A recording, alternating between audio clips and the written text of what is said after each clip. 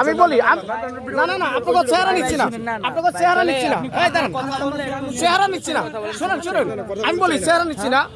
আপনি বলেন এই যে কইলেন যে বাসায় বাসায় স্মার্ট কার্ড, এই তো জামাতি করতেছে, এই জামাতে কেন এগুলো করতেছে বলেন?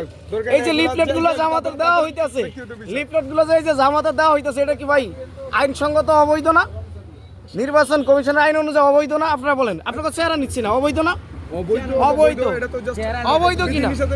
হ্যাঁ, বিধি নিষেধ আছে, নির্বাচন কমিশন বাংলাদেশ আইন অনুযায়ী নির্বাচন কমিশনের বিধি নিষেধ আছে, নিষেধ অনুযায়ী আপনারা কেন দিচ্ছেন? আপনারা কেন দিচ্ছেন? এই যে জামাতের পোস্টারগুলো আপনারা কেন, লিফলেটগুলো কেন এখন যায় দোকানে দোকানে বাড়ি বাড়ি দিয়ে যাচ্ছেন, অথবা আপনারা এই যে ভোটার আইডি কার্ড চাচ্ছেন কেন? এই যে ভোটার আইডি কার্ড চাইতেছেন, আবার কি আপনারা টাকা দিয়ে ভোট কিনে নেবেন, এগুলো কেন করতেছেন? জানতাম না এগুলো কেন করতে? এই যে টাকা দিয়ে, টাকা সাথেছেন যে টাকা দিলে ভোট দিব, অথবা আপনারা যদি টাকায় ভোট না দেয়, আপনার ঘরে যদি ভোট না দেয়, তাহলে কাউরে ভোট কেন্দ্রে যাওয়া নিষেধ, এটা কি ঠিক?